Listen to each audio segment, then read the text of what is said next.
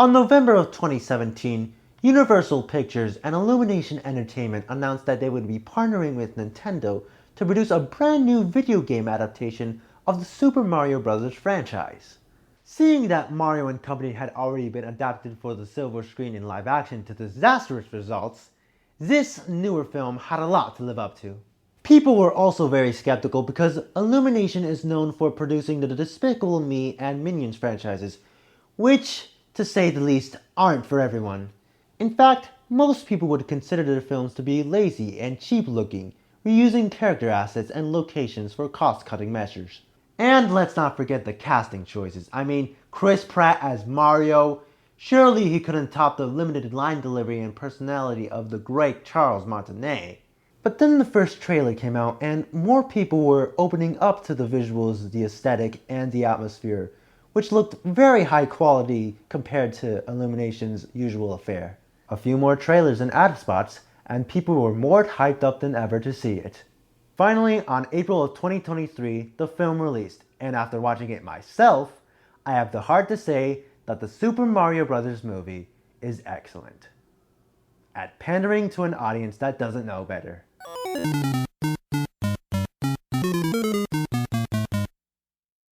Okay, I'm going to go off the record and say, you'd have to be a child, a Nintendo fan, a Super Mario fan, a Nintendo Mario shill, an idiot, a Disney hater, a drunk stoner with no critique skills, or any of the two titles I mentioned before to actually like this movie. If you're not any of these people, yeah, you'll definitely be scratching your head. Especially with all the worlds, inhabitants, and power-ups from the Mario games being crammed in without any further explanation. And then you got people like me, someone who is not a hardcore fanatic, but is knowledgeable enough in the source material to enjoy it, or in this case, notice its obvious flaws, and judge it by its merits within a new medium, especially when the slightest amount of valid criticism is not welcome. I knew from the very beginning that this movie would be absolute garbage. And of course, I'm not alone on this one. The movie currently stands at 59% on Rotten Tomatoes and 47% on Metacritic. Oh, but screw the critics, what do they know? Clearly the audience scores are the more accurate representation of the film's reception. Well, if that's the case, then perhaps films like Ant-Man 3 and Indiana Jones 5 are absolute masterpieces. And I already know what you're going to say. It's just a simple story that offers the escapism we so desperately need in woke Hollywood right now. Yes, I agree, the story is simple enough for you junkies not to use your noggins for an hour and a half. But sometimes we need movies to help us think every once in a while. It all just depends on the execution. And if done well, you could have a meaningful experience, which is far from what we got here. And you know what? I have to say this. Remember when we all used to value plot and character in movies? And I'm not talking about the mainstream audiences, because let's be honest, they're not as well versed in film criticism as I am. Nope, I'm talking about the people on the internet. The ones who claim to advocate for a well-developed story and characters, yet they decide to give this movie a pass because, according to them, Mario simply wasn't built for that. Well, in that case, it doesn't make the film any better. In fact, it further proves that 1. This film is for babies, and 2. It probably should have never been adapted in the first place. Because wanting a good story and characters involves thinking, and escapism involves turning off your brain.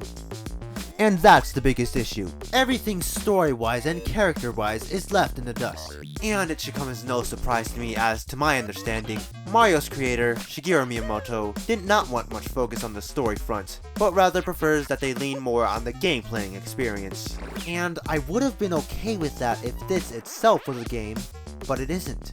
Although I'm quite glad that Nintendo put their foot forward in ensuring that Mario was as accurate as possible, I would have also preferred that they step back to let Illumination's creative team actually develop the plot and characters.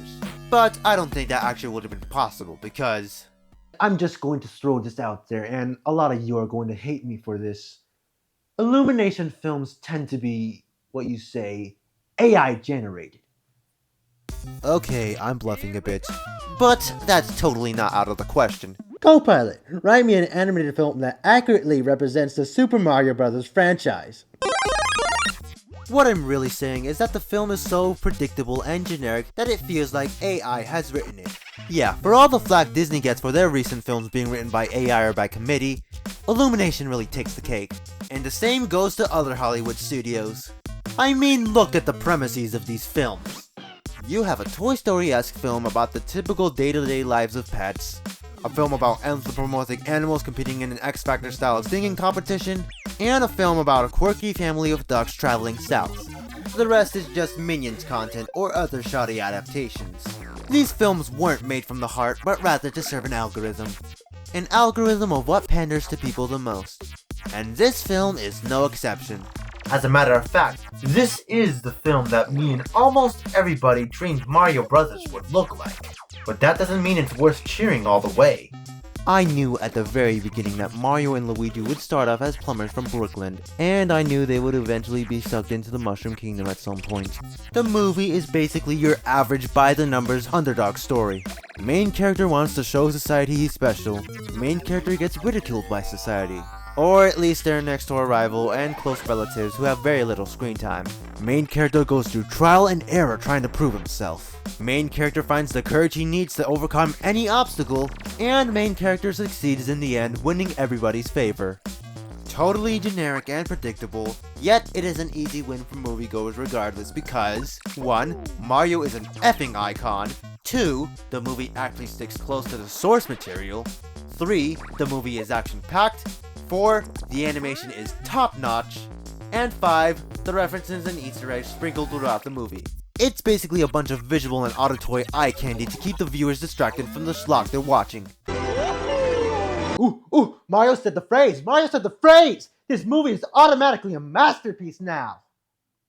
However, another big issue with this film and Illumination films in general is the pacing. All the time they have to build genuine character moments are completely sidestepped in order to transition to the next scene. To demonstrate what I mean, let's actually take a dive into the characters themselves. Mario is a complete blank slate in the games. So how exactly can you flesh him out? Well, the film doesn't exactly do that favor, and Mario ends up as a major casualty of the film's pacing issues. Like I said, he is set up to be a major underdog who wants society to think differently of him.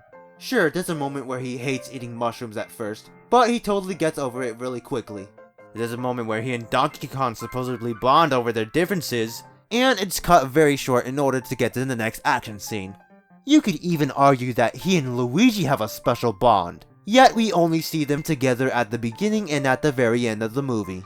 By the way, Luigi is the one who is captured by Bowser instead of Princess Peach.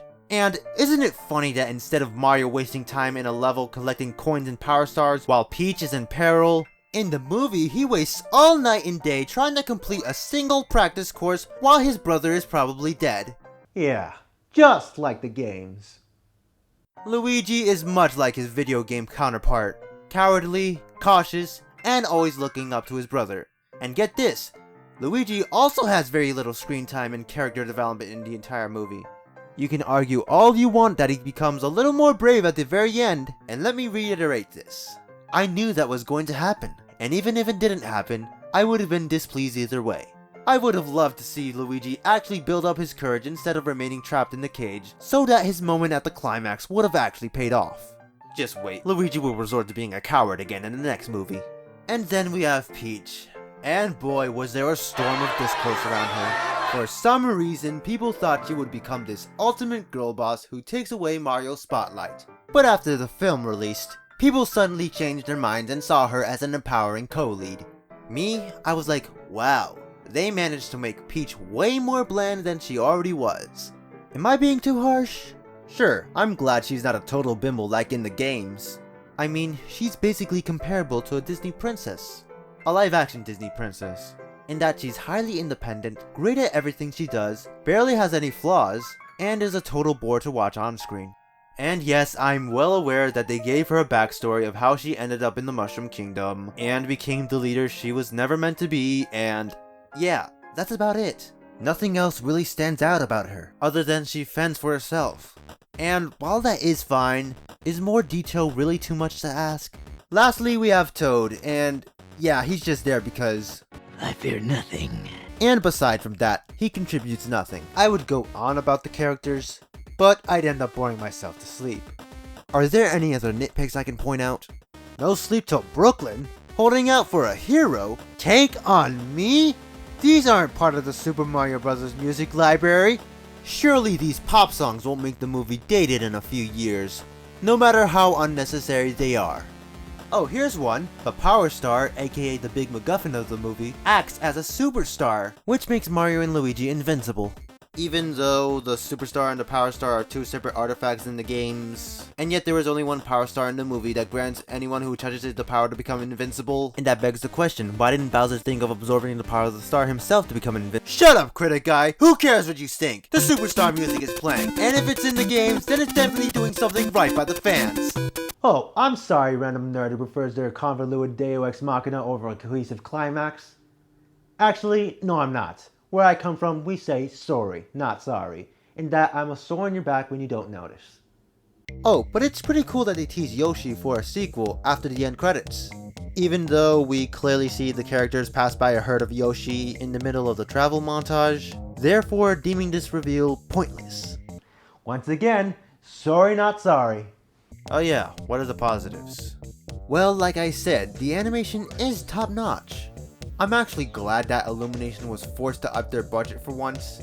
I mean, the highest they ever gotten in production was 85 million with Sing 2, but 100 million? Dang! Chris Pratt doesn't sound too bad as Mario.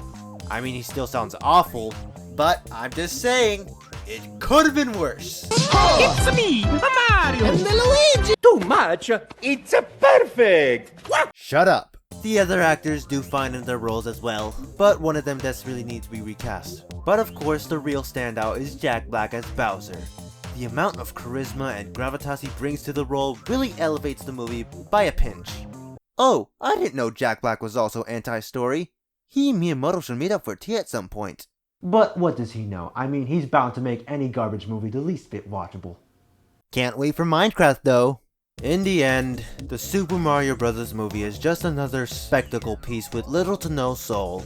And it doesn't surprise me that it made over $1 billion at the box office.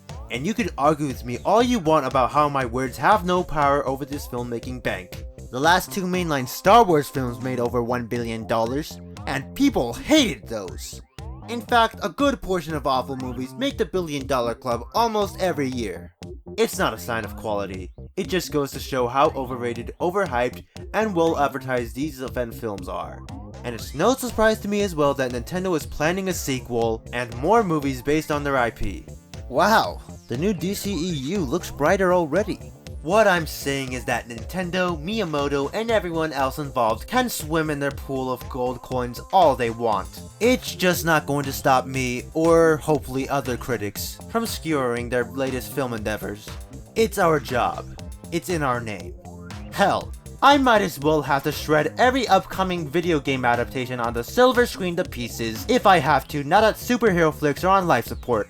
And I wouldn't be surprised that the people championing this film were doing so in hopes that Nintendo would send them free cupcakes, free mystery boxes, or free tickets to Mario Land at Universal Studios. And let me just preface this and say, we critics have a right to voice our displeasures.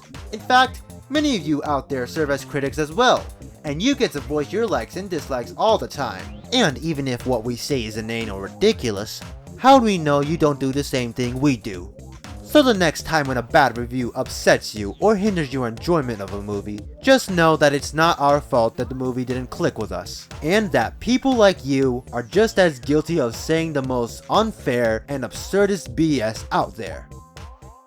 I hope you all enjoyed this video, and remember, out of all the nastiest things said on the internet, my opinion matters most. Bye bye.